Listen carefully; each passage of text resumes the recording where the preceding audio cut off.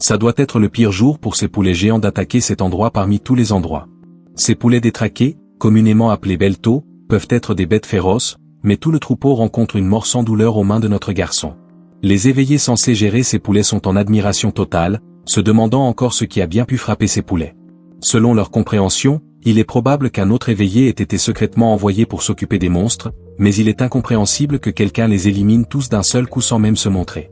Après tout, littéralement personne dans ce foutu pays n'a le talent nécessaire pour anéantir des hordes de monstres en un instant.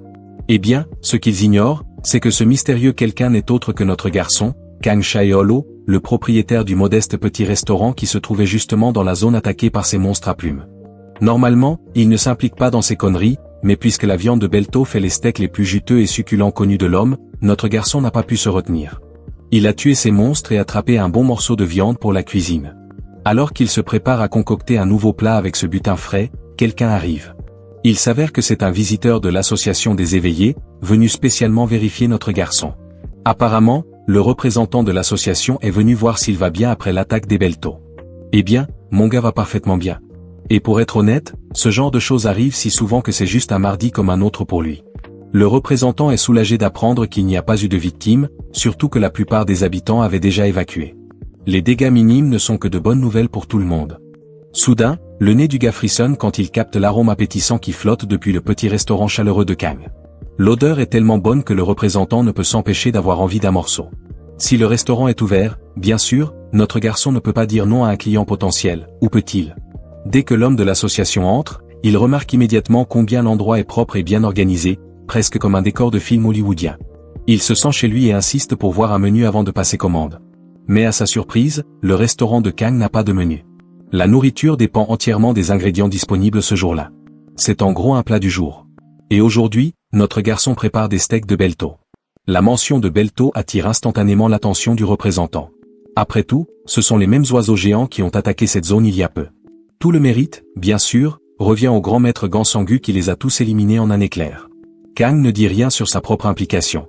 Il hoche juste la tête et remercie le brave combattant d'avoir débarrassé la zone de la menace. Ces bêtes pouvaient être terrifiantes, mais elles sont aussi délicieuses quand elles sont grillées à la perfection. Kang est sûr que son client va adorer le steak. Cette mention de steak rend le pauvre client un peu nerveux. Les steaks coûtent généralement une fortune, et il ne sait pas si son portefeuille est prêt pour ça. Pendant ce temps, mon gars saisit un couperet et tranche des morceaux égaux pour les steaks. Il les assaisonne uniquement de sel et de poivre, simple, laissant la viande parler d'elle-même. Pendant qu'il prépare ce délicieux plat, revenons un peu en arrière pour parler de notre garçon. Il y a presque 30 ans, Kang s'est réveillé dans un monde complètement différent, une terre maudite infestée de dragons féroces et de monstres carnivores errant dans les rues. Au début, survivre était un enfer, mais il a eu de la chance. Il a acquis une force incroyable, assez pour faire transpirer même les dragons. Finalement, il a même vaincu le roi démon lui-même. Cette victoire lui a offert un billet pour retourner sur Terre, mais à sa grande déception, la Terre n'était plus le même endroit qu'il connaissait. À son retour, elle aussi avait été envahie par des monstres féroces. Pourtant, rien de tout cela ne l'a empêché de poursuivre la retraite qu'il désirait toujours. Une vie paisible, calme et sereine. Après 30 ans consécutifs à combattre monstres et ce maudit roi démon dans cet autre monde, il en avait fini avec ses tueries. Plus de grains, plus de sang versé. Heureusement, l'épidémie de monstres a déclenché quelque chose de nouveau. Des gens ordinaires ont commencé à éveiller leur propre pouvoir. Cette étincelle est devenue le catalyseur de la contre-attaque humaine. Avec tous ces nouveaux éveillés protégeant le monde, l'implication de Kang n'était plus nécessaire. Alors il a ouvert un restaurant, est devenu chef, et a décidé que désormais, tout ce qu'il voulait faire, c'était cuisiner de la bonne bouffe. Pendant que je racontais toute cette histoire, le steak de belto est enfin prêt à être servi. La nourriture a l'air absolument délicieuse, et le gars qui s'apprête à la dévorer peut à peine retenir la bave qui coule de sa bouche grande ouverte. Frère, il ne s'attendait sérieusement pas à un tel régal jusqu'à maintenant. Regardez juste la nourriture lui donne encore plus faim. Alors il mord rapidement dedans, les yeux s'écarquillant alors que la saveur frappe ses sens comme un raz de marée. La viande est parfaitement juteuse avec juste le bon mélange d'épices et d'acidité. Eh bien, c'est sympa que le fameux belto qui l'a fait courir toute la journée finisse par remonter son moral. Il peut à peine se retenir de prendre une deuxième bouchée, et bientôt il mange morceau après morceau jusqu'à ce que l'assiette soit complètement vide. Maintenant qu'il a fini de savourer ce délicieux repas, il est enfin temps de payer ce qu'il doit. Il s'avère que ce gars a une série de chances. Ce restaurant ne facture pas les clients pour leur première visite, à la grande surprise de l'homme de l'association. Il n'en revient pas d'avoir dégusté un repas 5 étoiles gratuitement. Toute sa fatigue a disparu et il se sent revitalisé de la tête aux pieds. Après une si bonne expérience, il a déjà hâte de créer plus de souvenirs dans ce petit restaurant. Cela dit, il insiste quand même pour payer cette agréable expérience. Comme l'homme ne veut pas céder, Kang accepte de prendre 10 $. L'homme en costume paie volontiers et avant de partir, fait une demande. Il veut que Kang reste en sécurité. Ces temps-ci sont difficiles pour les non-éveillés, et il est dangereux de rester coincé dans un endroit infesté de monstres par précaution. Il dit à Kang d'évacuer immédiatement si quelque chose se passe, et lui remet même sa carte de visite au cas où il aurait besoin d'aide. Comparé à il y a quelques années, quand cette zone était pratiquement un désert, c'est très bon de voir des centres commerciaux comme des cafés, bars et marchés prospérer à nouveau. Il rappelle à ce chef Goldie qu'il n'est qu'à un appel si besoin. Tandis que l'homme sort, Kang réfléchit à quel point cette époque est vraiment dure pour les non-éveillés. C'est pourquoi il respecte énormément des gens comme cet homme de l'association, des gens qui risquent leur vie pour servir le public. Kang goûte ensuite sa propre nourriture, et dès qu'il prend une bouchée, il est complètement satisfait de la saveur. La nuit tombe, et notre garçon est sur le point de terminer sa journée après un parcours sans accroc. Mais avant de fermer boutique, il décide de préparer quelques encas avec les œufs de Belto qu'il a apportés plus tôt. Alors qu'il réfléchit à quel plat ferait vraiment ressortir la saveur de cet œuf en particulier, la porte s'ouvre violemment. Un gars fait irruption, sans même essayer d'être poli, et commence à crier sur Kang. Bien sûr, notre garçon n'a aucune idée de ce que veut ce type. À travers tout ce flot de paroles, on comprend que cet inconnu est venu réclamer ce qui apparemment lui appartient. Pour comprendre ce qui se passe, remontons quelques heures en arrière. Au marché traditionnel de Séodman, des tonnes de vendeurs essaient de vendre leurs marchandises. Au milieu de l'agitation, notre garçon se promène, cherchant des ingrédients pour refaire ses stocks. Depuis l'arrivée des monstres, le bétail et les légumes frais sont devenus rares, donc même les ingrédients basiques sont difficiles à trouver. Les humains n'ont plus d'autre choix que d'explorer des alternatives pour subvenir à leurs besoins alimentaires. Mais beaucoup hésitent encore à intégrer la viande de monstres dans leur alimentation. Peu à peu, cependant, les gens commencent à accepter l'idée, peut-être parce que cette viande de monstre est bien meilleure que prévu, ou peut-être parce qu'elle est vraiment pas chère. Quoi qu'il en soit, ceux qui refusent encore de manger de la viande de monstre comptent sur la nourriture de laboratoire et les légumes artificiels.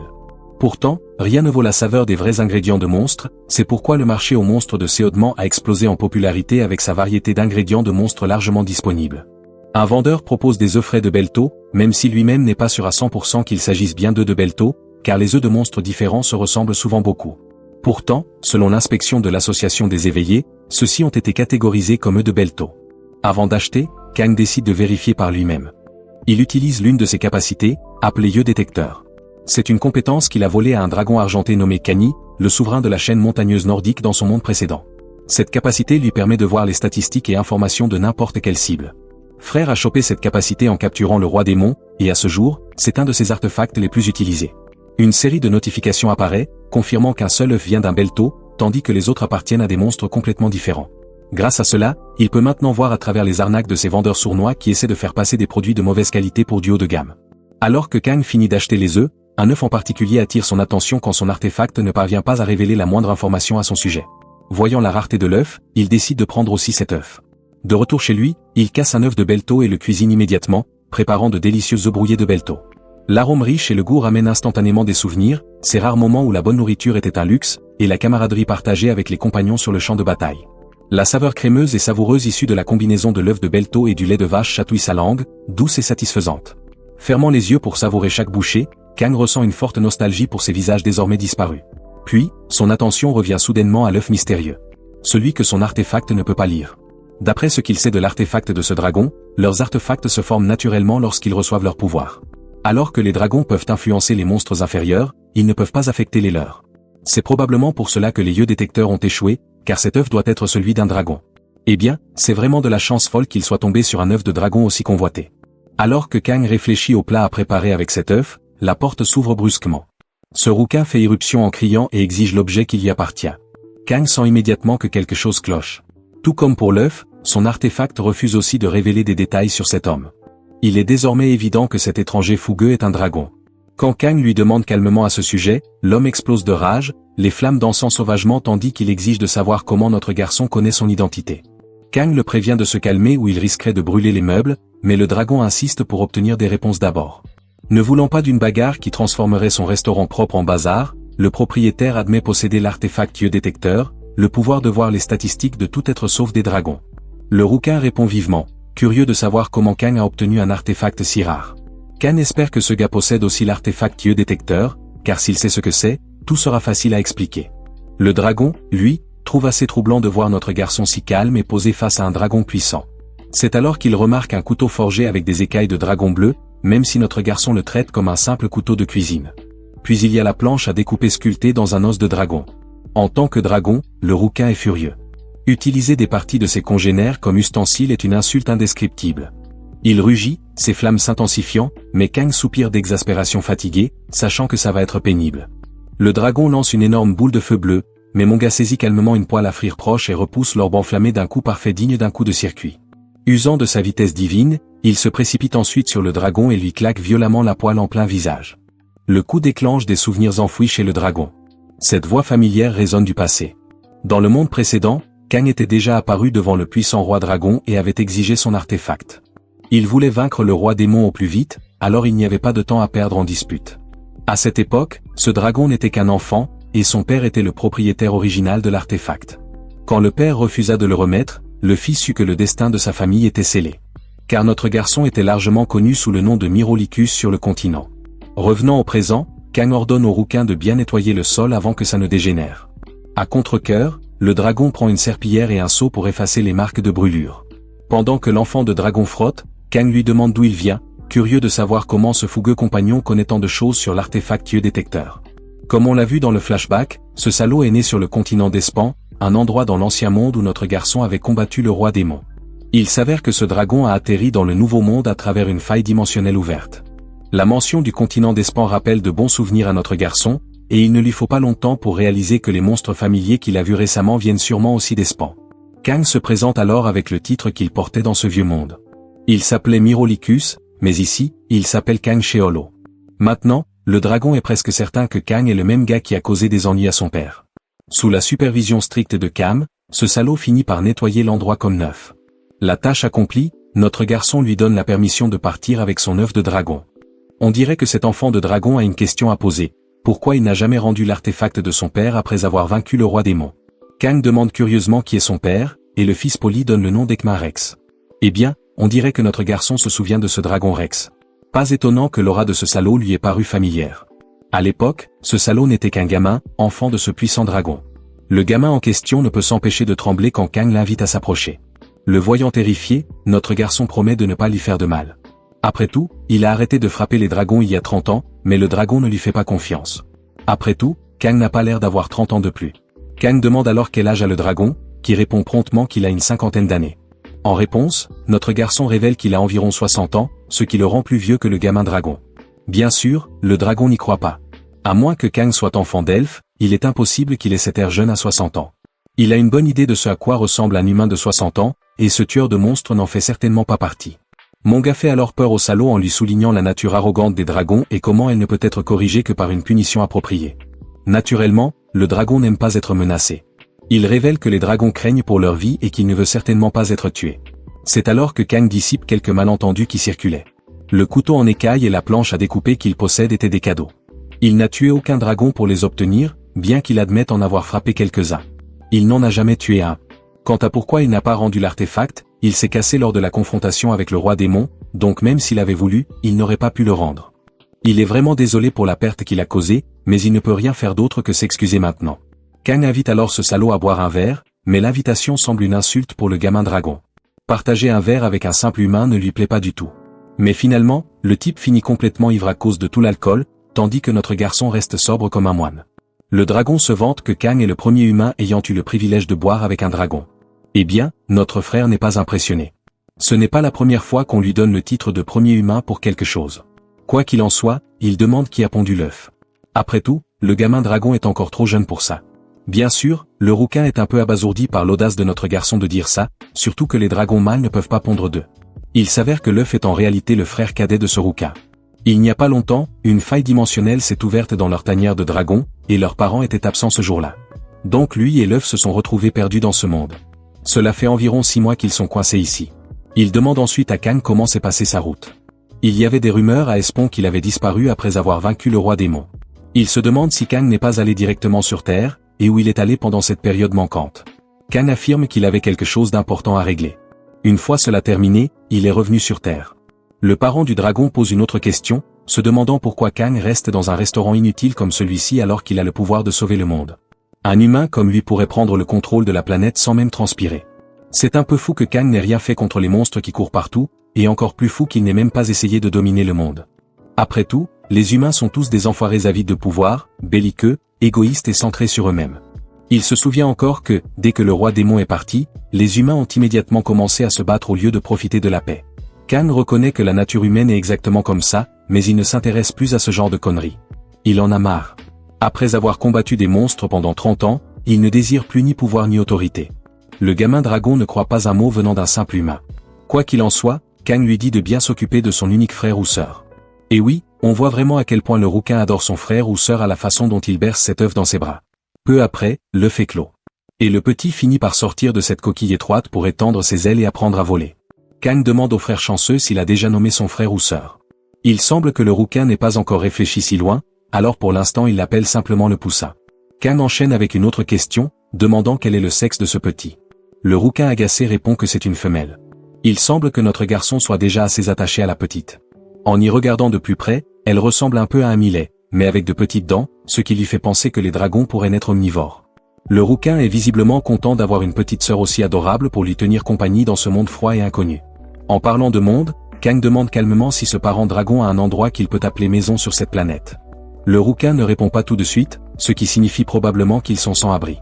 Eh bien, d'après ce que je prévois, mon gars peut les inviter tous les deux à rester dans son restaurant, seulement s'ils n'ont pas d'endroit à appeler maison. Dans l'autre monde, sur le continent d'Espan, une tempête terrifiante poussait les démons à migrer avec elle. À chaque rafale, on pouvait sentir la puanteur de la bataille, ravivant des souvenirs nostalgiques pour une certaine silhouette aux longs cheveux lumineux. Cette personne murmure joyeusement le nom de Mirolika, se remémorant le dernier vers qu'ils ont partagé ensemble. Revenons à notre petit dîner joyeux où notre garçon a préparé un majestueux steak haché. Après avoir donné le steak au dragon et à son nouveau-né, il demande s'ils vont prendre congé maintenant. Bien sûr, selon la coutume de son dîner, il ne fait même pas payer le dragon pour le repas, alors qu'en temps normal cela coûterait 10 $. En entendant cela, le dragon roux saute curieusement pour demander s'il offre aussi des services d'hébergement, ce qui implique qu'il est probablement sans abri. Il peut être un dragon puissant, mais l'inflation te tuera avant une épée de nos jours. Quoi qu'il en soit, Kang comprend la situation du dragon, sachant que la créature doit se sentir isolée après être tombée dans un monde inconnu. Les dragons sont connus pour être des créatures fières et égocentriques qui se réjouissent de leur propre grandeur. Mais cette sensation de voir un dragon se sentir faible et seul est unique aux yeux de Kang. Et il croit que ce genre de spectacle ferait devenir fous les érudits de l'autre monde. Quoi qu'il en soit, le fils d'Ekmarex offre une pierre de mage de grade 4, censée être extrêmement précieuse même selon les standards du monde humain. Mais en voyant ce cadeau, notre garçon ne peut s'empêcher de cacher son visage derrière un rire incontrôlable. Quant au petit dragon nouveau-né, elle semble avoir un trou noir pour estomac et veut encore manger davantage. Kang la nourrit et pense que vivre dans ce monde avec un bébé dragon à s'occuper est un problème encore plus grand que de simplement essayer de survivre ici. D'une certaine manière, l'autre monde lui manque aussi, se rappelant la voix de la même personne avec qui il a partagé un verre. Un pincement de regret le traverse, lui rappelant qu'il ne pourra plus jamais interagir avec cette fille. Malgré son refus d'offrir des services d'hébergement, il décide en fait de faire un acte de gentillesse pour les deux dragons et leur permet de rester quelques jours sans aucun frais. Mais c'est en réalité une façon pour Kang de faire face à sa solitude intérieure, se sentant isolé tout seul. Quoi qu'il en soit, le rouquin est sous pression parce que notre garçon lui fait trop de faveurs qu'il devra rembourser plus tard. Kang réfléchit un instant et décide de pointer son doigt vers le bas, ouvrant un portail dimensionnel qui sert en fait de sous-espace personnel. Kazim, le gobelin immortel, salue son roi après longtemps. Je dois dire que ce gobelin est fou et débraillé pour un monstre de Baran. Bref. La particularité de ce gobelin est qu'il ne peut pas mourir dans le sous-espace et qu'il est le gestionnaire de la dimension de Kang. Kazim respecte Kang en l'appelant roi, mais notre garçon n'aime pas les titres royaux, il reste donc simple. Kazim demande ce qu'il cherche, suppliant l'homme de demander le nombre de pierres magiques dans le sous-espace. Le gestionnaire révèle qu'il y en a une quantité quasi infinie, mais pour les pierres magiques de la plus haute qualité, ils en ont 5, et 120 de rang élevé normal. Kang lance négligemment la pierre de grade 4 à Kazim pour qu'il l'ajoute au sous-espace, qui la prend sans poser de questions. Il est sur le point de terminer sa conversation quand il se souvient soudain de quelque chose. Pendant ce temps, le dragon roux est ici, sans voix, car il n'arrive pas à croire que même les pierres magiques de rang supérieur ne signifient rien pour ce type. Kazim salue poliment son roi avant de le rappeler comme le simple Kang Sheol du monde humain en partant. Une fois cela réglé, notre garçon se lève pour charger le dragon roux de plusieurs tâches à gérer. La scène avance rapidement au lendemain où l'on voit notre bébé dragon préféré dormir confortablement, même si la destruction règne dehors. Elle est dans le coma à ce moment. Quoi qu'il en soit, Kang est vraiment agacé par son stupide grand frère, dont la solution à chaque problème est simplement de lancer une boule de feu. Le but de notre garçon est d'aider le dragon à concentrer son souffle de feu sur une cible fixe sans brûler les alentours. Il a une brochette avec un morceau de viande. Le dragon fait griller la viande à une belle couleur, parfaite selon ce que cherchait Kang. Il est aussi assez surpris par le genre d'épée fine que Kang a extraite de l'autre dimension, car même si elle est utilisée comme brochette ici, elle n'est pas affectée par le souffle du dragon. L'arme s'appelle la hampe Rekafel, nommée en réalité d'après le nain habile Rekafel qui a consacré toute sa vie à forger cette arme divine. Elle pourrait être considérée comme l'une des meilleures armes du monde entier, mais hilarant, Kang utilise son meilleur inventaire comme ustensile de cuisine, le même inventaire que les gens tueraient pour obtenir. Le dragon est un peu agacé qu'il utilise incorrectement les armes, mais notre garçon se moque de lui en disant qu'il utilise son inventaire bien plus que les dragons, qui ne font que collectionner sans jamais rien utiliser. Rien que par son comportement, le rouquin conclut que la personnalité de Kang est comme le jour et la nuit comparée à celle d'un dragon. Aussi, vous vous souvenez de l'agent fonctionnaire public d'avant? Choi est vraiment content d'être de nouveau au dîner, profitant d'une combinaison savoureuse de plats préparés par le meilleur cuisinier du coin, littéralement parlant. Il est aussi surpris que notre garçon ait déjà un nouvel employé sous ses ordres, ce qui fait sursauter le dragon. Sur une autre note, Choi révèle l'apparition d'un nouveau donjon inconnu dans le passage souterrain. En raison de cette apparition, Seodema recrute des chasseurs éveillés pour éliminer la menace. Explorons comment un donjon se forme, ou ce qu'il représente dans ce monde. Kang comprend qu'ils sont censés être des lieux de stockage pour monstres, agissant comme un portail ou une porte entre différentes dimensions via des failles dimensionnelles. En fait, c'est aussi ainsi qu'il est arrivé dans ce monde, de même que Khan, l'enfant d'Ekmarex. Notre garçon demande le niveau de difficulté du donjon et découvre qu'il doit être au moins de niveau 5, ce qui signifie aussi que Kim San-Hachu et son équipe Zankaku seront déployés pour affronter la menace côté Seodema. C'est le même gars du début de l'histoire. Du côté de Saint-Chon, Chaillon arrivera avec sa propre équipe. C'est un nom que même notre garçon n'a jamais entendu. Mais il s'avère que Seodema est gardé par le Spire Mage, tandis que la région de Saint-Chon est protégée par la sorcière de glace. La référence la plus proche pour le caractère de cette fille est Esdet de la série Akamega Kill pour moi. Quoi qu'il en soit, Choi souligne qu'une équipe de secours est en route par précaution. C'est pourquoi il cherchait des candidats. L'agent fonctionnaire exprime sa tristesse. Son cœur se brise chaque fois qu'il voit une annonce pour un donjon, mais malheureusement, tout le monde n'a pas la chance de s'éveiller. Seuls les meilleurs des meilleurs sont choisis pour le travail, et c'est vraiment triste qu'ils aient tous des familles à nourrir, et pourtant ils ne peuvent pas rejoindre à cause de leur rang. D'une certaine manière, ils pensent que les non-éveillés ont une vie meilleure, un emploi sûr et stable sans risque de mort. Réalisant qu'il est en retard, il conclut la conversation et remercie notre garçon pour ce repas exceptionnel. Comme toujours. Encore plus, Khan est impressionné que sa contribution reçoive des éloges. Kang se demande s'il doit sortir et acheter plus de viande d'Atao pour réinvestir dans l'entreprise. Alors il fait exactement ça et se rend au marché pour une liste d'ingrédients. Pendant qu'il parle au boucher, Kang entend une annonce pour rejoindre le groupe d'assaut. Le gars au loin ressemble à quelqu'un qu'il a vu à l'époque.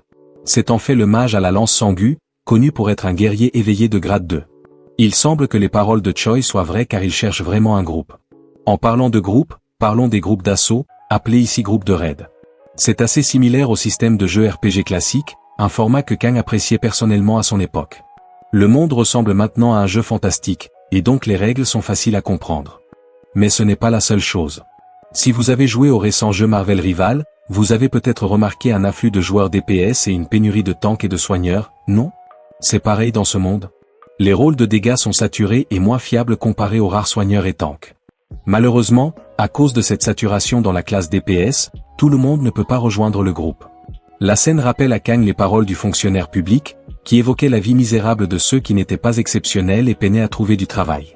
Mais à ce stade, notre garçon pense que ce type devrait plutôt s'occuper de lui-même que des autres. À ce propos, un homme vérifie son portefeuille et ne trouve rien à l'intérieur. Il s'enfonce dans la misère et la défaite, n'ayant rien pour lui. En rentrant chez lui, Kang cherche le dragon roux mais ne le trouve nulle part. La cuisine est impeccable, ce qui est bon signe. Soudain, l'homme d'avant entre dans son dîner avec une expression inquiète. Il est même gêné de demander des ramen, mais Kang est gentil et lui dit qu'il n'y aura pas de problème. Dans sa tête, il réfléchit à la tradition d'utiliser les ramen comme repas bon marché, qui n'a pas changé en 30 ans, même si l'inflation a aussi frappé les aliments simples comme ceux-ci. Avant de commencer à les préparer, l'homme demande le prix des ramen, ce qui pousse Kang à révéler qu'ils ne coûtent que 2 $. Cette révélation illumine l'expression de l'homme qui commande 5 bols tout de suite. Kang est assez impressionné que le gars ait un tel appétit pour manger toute cette nourriture d'un coup. Sentant que quelque chose cloche, il active sa compétence yeux détecteur. Cela lui permet de sonder les intentions de l'homme, découvrant que sa classe s'appelle en fait le dieu de la nourriture. C'est une capacité vraiment étrange et unique à première vue, mais ce n'est pas comme si notre garçon en était étranger, car un de ses coéquipiers l'a déjà eu. En gros, elle permet de gagner beaucoup de force plus on mange de nourriture. La qualité des ingrédients influence aussi le résultat, mais on peut faire un maximum de gains et obtenir un physique de Monsieur Olympia en consommant des monstres de haut niveau. En même temps, il est difficile d'acquérir cette capacité au début. Elle ne s'épanouit pleinement qu'en consommant des monstres de haut grade. Pour couronner le tout, on a presque toujours faim, même si ses effets diminuent après avoir monté de niveau et maîtrisé la compétence. Eh bien, ce n'est clairement pas le cas pour ce gars car il est bien trop peu qualifié pour sa classe. Kang décide de devenir fou et sert un énorme plateau de ramen avec de la viande d'Atao grillée en garniture. C'est probablement le genre de ramen que les étudiants tueraient pour manger chaque jour. La partie choquante, c'est qu'il a ajouté la viande d'Atao gratuitement de son côté. Cela reflète sa bonne nature, conscient que certaines personnes ont vraiment une vie difficile, ce qui explique aussi pourquoi elles ont tendance à mourir plus vite au combat. Si l'homme avait eu une autre personnalité, Kang aurait prévu de l'ignorer complètement, mais là il pense que l'effet de la viande d'Atao boostera son pouvoir dans une certaine mesure. De plus, Kang précise que le premier repas de la journée est offert, selon la coutume de son dîner. Au fait, il parle ici de viande d'Atao et non de ramen. L'homme décide de goûter un morceau savoureux de viande, appréciant son goût délicat. Il n'en revient pas que la viande puisse être attendrie à ce point savoureux. Ensuite, il prend une grande portion de ramen et finit littéralement tout le repas. De meilleure humeur, il remercie le chef incroyable pour sa gentillesse. Il essaie de sortir de l'argent de son portefeuille quand soudain plusieurs objets tombent. Kang remarque étrangement une cravate et ramasse l'argent. L'homme part rapidement, mais promet de revenir. À cause de sa tenue seule, Kang se demande si ce type veut impressionner quelqu'un avec cette cravate qu'il portait. Cela renforce sa compréhension de la dureté de la vie en ces temps. Un moment plus tard, ce type fauché tombe sur une porte en se promenant. La porte dimensionnelle flotte dans le ciel, provoquant une évacuation immédiate des civils et la mise en place de barricades. Le même homme d'avant veut rejoindre la bataille en tant qu'éveillé, mais en parlant de son rang, il balbutie une explication de son pouvoir lié à la nourriture. Malheureusement, on lui dit qu'on ne peut pas utiliser n'importe quel éveillé moyen pour combattre un donjon puissant comme celui-ci. Même les meilleurs membres d'équipe sont revenus avec des blessures, donc ce n'est pas facile d'accepter tout le monde. On lui ordonne d'évacuer vers un lieu sûr quand il remarque soudain l'un des soigneurs. Cette fille est en fait sa propre fille, et il se précipite pour la trouver. Il gronde Mijin d'être venue dans un endroit aussi dangereux alors qu'elle devrait se concentrer sur l'école. La pauvre fille explique qu'elle ne pouvait pas rester assise avec tant de blessés autour, c'est aussi pourquoi l'école a mobilisé certains élèves pour aider. Mais elle est encore plus surprise de trouver son père ici, de tous les endroits. Elle n'a pas besoin de son aide et s'en prend même à lui, reprochant à son père d'avoir juste une capacité nulle à manger et travailler. Il ne rentre même pas à la maison pour prendre de ses nouvelles, et pourtant il s'inquiète soudainement. D'une certaine manière, Mijin en veut à son père parce qu'elle doit non seulement travailler pour obtenir des points de bourse, mais maintenant il la fait aussi paraître pathétique. Elle le repousse, faisant tomber la boîte à cravate de ses mains. Mijin rappelle froidement à son père qu'il n'a même pas d'armes pour se sauver lui-même. En parlant des éveillés, le mage à la lance Sanyo arrive et conclut le raid du donjon. Les conséquences de la bataille exigent que les soigneurs prennent soin des guerriers blessés, alors Mijin doit se précipiter à leur secours, laissant son père se sentir inutile. La scène coupe sur notre garçon Kang, qui parle du concept de classe tout en nettoyant sa lame. Vous voyez, une classe représente un type spécifique de capacité. Il y a en gros 5 grades ou étapes pour atteindre le niveau de compétence maximale. Maintenant, dans leur pays de ce monde, les éveillés doivent développer leurs compétences dans un système scolaire appelé Cypher, qui est essentiellement semblable à une école normale. Sauf qu'elle est destinée à aider les éveillés. En maîtrisant la première étape de la classe d'éveillé, on obtient la capacité de choisir une seconde classe selon son propre choix et environnement. Les gens peuvent aussi maîtriser 2 classes, mais dans ces cas ils sont généralement considérés comme un rang supérieur par l'association. Cependant, ce processus demande un effort rigoureux, donc il est hors de portée pour la plupart des gens. Kang explique aussi que si jamais quelqu'un obtient une capacité nulle, la dure réalité est qu'il devra trouver quelque chose qui lui convient spécifiquement. Il existe aussi une 6e classe, que seul notre garçon a maîtrisée lors de son ultime bataille. Depuis, il n'a pas pu progresser vers une classe supérieure, concluant que c'est sa limite. Quoi qu'il en soit, le dragon roux arrive en courant pour trouver notre garçon, révélant qu'il s'est passé quelque chose d'important. Sa petite sœur Kul a réussi à prononcer ses premiers mots. Le nom Kul est aussi nouveau pour notre garçon, mais apparemment Kang a fini par nommer sa sœur. Il révèle les mots de Kul. La petite boule de coton adorable appelle joyeusement Kang « Papa », ce qui lui fait fondre le cœur. C'est vraiment mignon. Et aussi, il s'avère que le bébé dragon s'est elle-même nommé Kul pour signifier qu'elle est une résidente de ce monde. Quoi qu'il en soit, cette petite boule de coton consciente répète sans cesse le mot papa, ce qui fait que Kang la caresse affectueusement. Il explique que les dragons sont spéciaux car ils sont bénis en maîtrisant une classe dès la naissance. Ils sont tous deux curieux de savoir quelle classe ce petit dragon a maîtrisé, impatients de le découvrir plus tard. Soudain, un visiteur inattendu arrive. C'est le même homme en détresse d'avant, et il commande la même chose. Tandis que Kang s'assoit en face de lui, Kan prépare le repas. L'homme parle alors de sa triste rencontre avec sa fille lors de sa tentative de rejoindre un groupe de raid, révélant à quel point sa fille est désespérée d'obtenir une bourse en soignant les blessés. Voir sa fille travailler si dur lui brise le cœur, et il ne pouvait même pas l'aider, car on lui a dit d'évacuer étant un mauvais éveillé sans pouvoir remarquable. Quant à sa fille, elle possède un pouvoir de guérison incroyable même pour son âge, ce qui la classe parmi les éveillés de 3e classe. Ses notes ne sont pas non plus à prendre à la légère. La fille a tout. Ce n'est qu'une question de temps avant qu'elle soit correctement reconnue par l'association. Lorsqu'il est venu pour la première fois au restaurant, il voulait en fait aller à son école pour une journée d'observation, mais il n'a pas trouvé de tenue dans son budget. Tout ce qu'il a pu faire, c'est acheter une cravate, ayant l'air pathétique mais faisant de son mieux. À ce moment-là, il pense qu'il vaut mieux oublier cette journée d'observation de classe. Après tout, c'était un père incapable de soutenir sa propre fille. L'homme craque complètement, exprimant que même dans cette situation déprimante, il meurt de faim. Kan écoute ces paroles avec ouverture d'esprit, apprenant qu'il est un simple éveillé lié à la nourriture qui doit manger beaucoup pour qu'un jour il puisse être utile. Soudain, notre garçon se lève pour s'adresser à son employé, lui demandant bizarrement s'il peut le faire grossir. Ce commentaire bouleverse complètement Kan, qui pense qu'il va finir cuisiné comme les autres monstres. Kan révèle que c'est juste une blague et remarque aussi la peau perdue de Kul. Une idée vient à l'esprit de notre garçon alors qu'il prévoit d'utiliser cette peau. Malgré les plaintes de Kan, qui voulait la garder en souvenir, le repas est préparé, donnant une énorme portion de ramen à Tao qui met l'eau à la bouche. L'homme remarque que c'est similaire à ce qu'il a eu la dernière fois, et Kan accepte qu'il mange à sa guise. Il observe silencieusement le gars manger jusqu'à ce qu'il ait fini. L'homme le paie pour la nourriture et avant de partir, remercie Kang d'avoir été une oreille attentive en temps de besoin. En partant, le sage Kang laisse un conseil que je recommande vivement à tous ceux qui regardent cette vidéo de suivre. La vie est dure pour tout le monde. Il comprend que ce serait plus vivable si certaines choses étaient plus faciles que d'autres. Selon Kang, les gens qui travaillent dur chaque jour finissent toujours par avoir de la chance. Il encourage donc l'homme en détresse à réessayer demain, et qu'il sera toujours là pour lui comme une épaule fiable. Kang lui offre un beau sourire et le raccompagne. Aussi, à l'insu de son client, il a infusé la peau perdue du dragon dans le repas, ce qui affectera sûrement la croissance du gars plus tard. Kan se demande pourquoi Kang s'efforce tant pour aider un gars quelconque. En caressant le visage de la petite boule de coton, Kang révèle que c'est parce que son propre père a vécu une vie difficile comme ça. Peut-être que c'est pour ça. Dans la scène suivante, on voit le même homme rentrer chez lui pour trouver sa fille endormie. Il remarque aussi que Mijin a pris la cravate et l'a ramenée à la maison. La pauvre fille se tourne pour s'excuser de ce qu'elle a dit à son père, des larmes coulant sur son visage. Il prend soin d'elle doucement et s'excuse aussi, intérieurement honteux de tout ce qu'il a fait. Et pour la vie difficile qu'il lui a imposée. Mais malgré tout, malgré ses difficultés, il l'aime encore plus que tout. Le lendemain matin, il se précipite immédiatement sur un lieu de travail. Il allait alors que le recruteur demande sa carte d'enregistrement et apprend que c'est le même Kim Man-ho d'avant. C'est le gars qui est tombé et a fait un travail terrible lors de l'incident de la section dormante dans le donjon Yeongdongpo. Cela va clairement poser problème s'il refait la même chose, mais heureusement, l'équipe Zankaku leur a sauvé la peau la dernière fois, donc les dégâts ont été évités. Cette fois, il veut juste que Man-ho fasse de son mieux. La porte émet une énergie sombre en haut, tandis que le recruteur annonce la fin du recrutement, leur équipe étant prête à partir. Le matin est frais et notre garçon se promène tranquillement quand soudain il voit le chaos se dérouler devant ses yeux. Même sent ou n'en croit pas ses yeux face à cette tension extrême.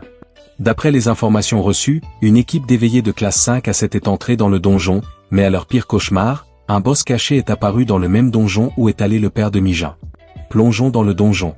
C'est censé être un environnement forestier où Man-ho est immédiatement attaqué par un dinosaure tout droit sorti de Jurassic Park. Le gars donne un uppercut réflexe au putain de raptor et le tue d'un coup, disant qu'il se sent étrangement motivé et plein d'énergie. Il est aussi censé avoir faim maintenant, mais rien ne se passe pour l'instant. Soudain, un membre du groupe remarque une fissure choquante dans le donjon.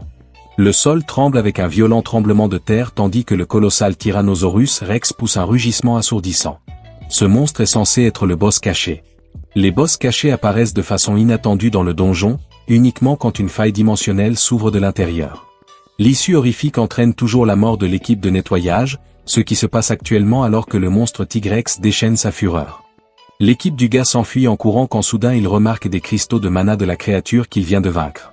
C'est en fait une qualité décente et cela lui rapportera une bonne fortune s'il arrive à les vendre. Le désespoir de Mano le pousse à foncer vers les cristaux, ce qui est une décision vraiment imprudente car le dinosaure colossal est prêt à le tuer.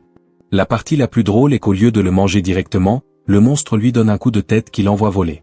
D'un seul coup, Mano réalise à quel point il est nul. Il est entré stupidement dans le donjon pour le bonheur de sa fille. Une vague de doux souvenirs d'elle traverse son esprit, remontant au moment où il l'a prise dans ses bras pour la première fois. Les mots de sa fille deviennent le carburant pour qu'il se relève. Mourir ici signifierait que Mijin serait seul et sans défense. Rassemblant courage et force, il se dresse et affronte le monstre Tigrex. Même face à la puissance d'un boss aussi féroce, il tient bon, niant la réalité de son combat désespéré. L'esprit humain indomptable de Mono se manifeste, et il concentre son pouvoir dans un seul coup de poing sur la bouche de la créature, provoquant un effet de montée de niveau surprenant. Enfin, il évolue et parvient aussi à stopper l'attaque du monstre. Il ne ressent plus ni faim ni douleur. Même le Tigrex est choqué et essaie de dévorer l'humain une seconde fois en se précipitant encore vers lui. Mais Mano vit son moment d'aura farming car ce type arrête littéralement un dinosaure géant avec ses deux mains.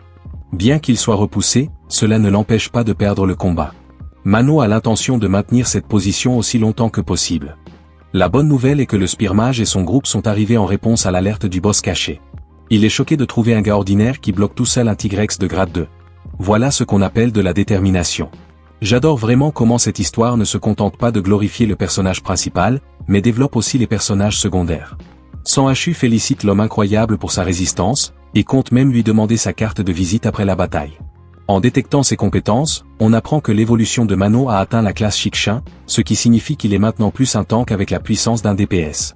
C'est un ensemble de compétences uniques, comparable à Monsieur Fantastique et Wolverine de Marvel Rival. Quant à notre garçon Cam, il observe la scène sur le côté.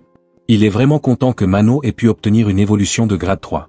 C'est une bonne chose dans l'ensemble, puisque le Spearmage a personnellement aidé à son évacuation. Assez combattu. Il est temps de retourner au dîner.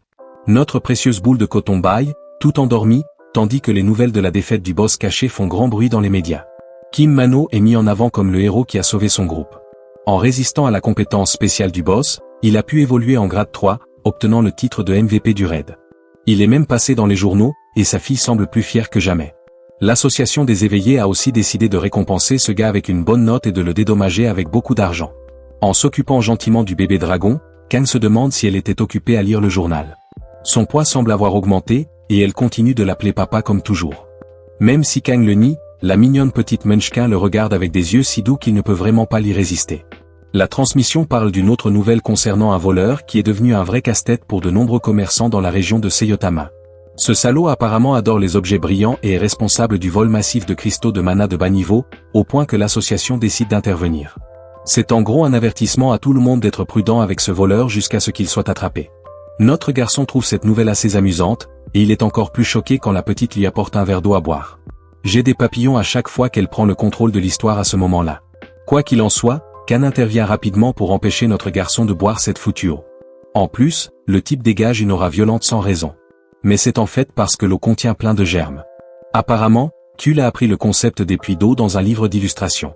Et vous pourriez penser que ce n'est pas si grave, non? Mais voilà le retournement de situation.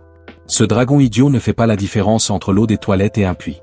Le visage de Kang se transforme littéralement en une expression genre « Putain, t'as dit quoi ?» parce qu'il était à une seconde de boire cette même eau. La scène drôle fait place à la troisième visite de Choi au restaurant. Et il est vraiment impressionné par le kakduji que Kang a préparé cette fois.